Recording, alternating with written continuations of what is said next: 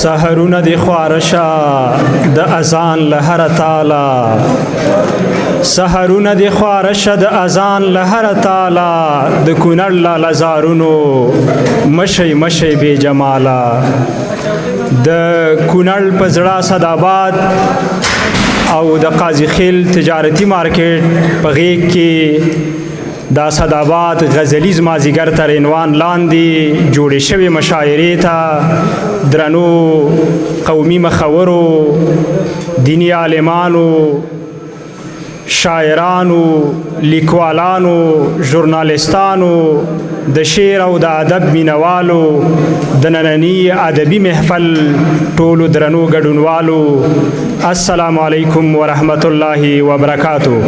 ستړي مشئ راتګ مو پلیمو.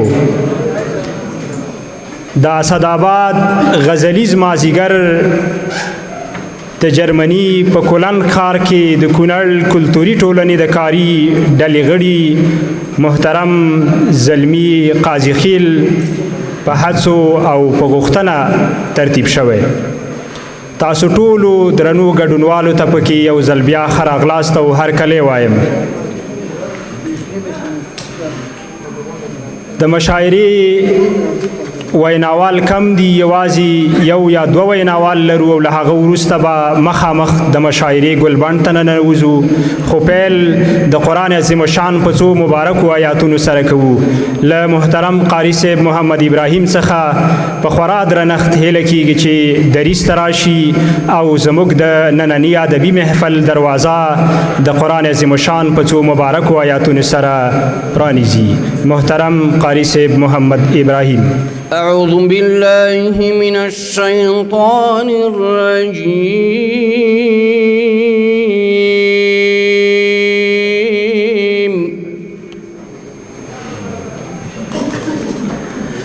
بسم الله الرحمن الرحيم.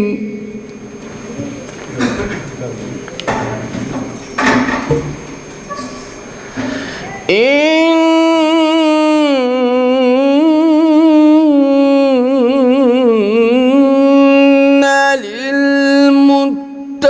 للمتقين مفازا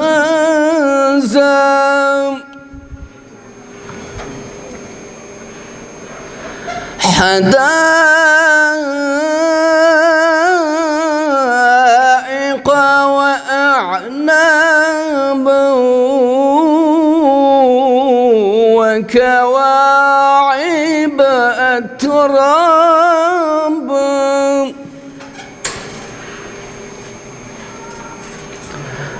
وكأسا دهاقا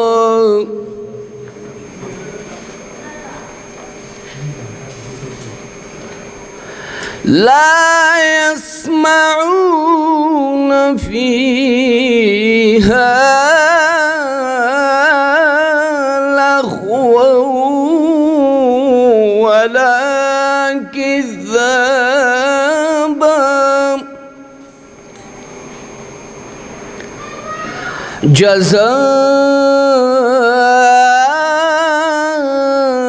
جزاء من ربك عطاء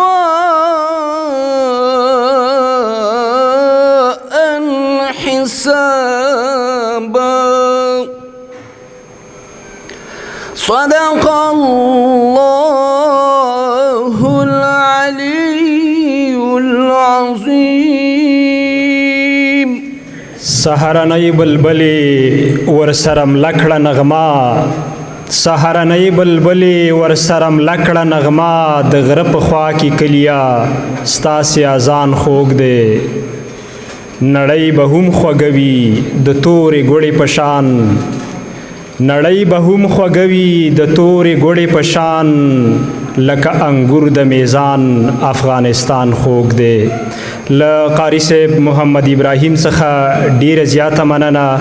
اوس هم د پرانیستونکي وینا لپاره د همدې مشاعرې ترتیب کوونکې د کونړ فرهنګي شخصیت او زموږ او ستاسې میلمه قدرمن محترم زلمی قاضي خیل ته خورا درنښت بلنه ورکوم چې راشي او خپله پرانیستونکې وینا له تاسو سره شریکه کړي. محترم قاضي خیل صاحب. بسم الله الرحمن الرحیم. د لوی او سپېڅلي رب په نامه تاسو ټولو درنو او زړه ته راتېرو ستړي مه شئ، هر کله راشئ او راتلو مو پلیمو. زه نن خوښ یم چې د کونړ په زړه اسداباد د تاریخي دم کلي د خپلو خاپوړو په سیمه کې په داسې درنه او ادبي بنډار کې له تاسو سره یم. په دې وسیله غواړم په جرمني کې د کونړ کلتوري ټولنې د کار د ډلې او نورو غړو سلامونه او پیرزوینې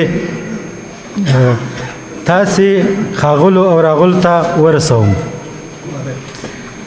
کونړ کلتوري ټولنه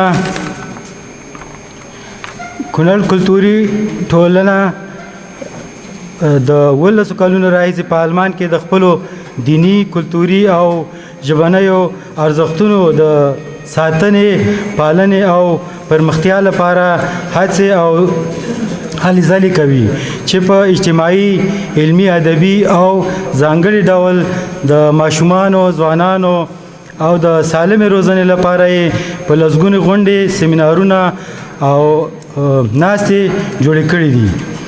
د کونړ سیند د دودیزې مشاعرې بنسټ هم د یادې ټولنې په نوښت د لومړي ځل لپاره په آلمان کې کېښودل شو. د دې ترڅنګ یې خپلې مادي مرستې خپلو اړمنو هیوادوالو ته په خپل وخت په پوره اخلاص رسولي دي. د بیلګې په توګه د کونړ د دانګام او نور ولسوالیو څخه د بېکوره شوو کورنیو، د وټپور ولسوالۍ د سیلاب ځپلو کورنیو سره 2 ځلې او د اسداباد ښار د بېوزلو او اړمنو هیوادوالو سره مرستې د یادونې وړ بیلګې دي.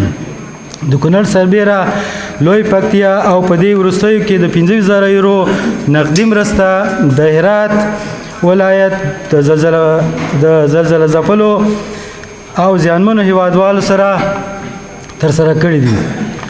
زه بیا هم له تاسې ټولو راغلو مشرانو، فرهنګیانو، شاعرانو او ژورنالیستانو مننه کوم چې د خپلې ژبې، ادب او فرهنګ سره د مینې له امله مو په مشاعره کې برخه واخیسته. ستاسې د ټولو د مینې پوروړی یم. په راتلو مو مننه. السلام علیکم.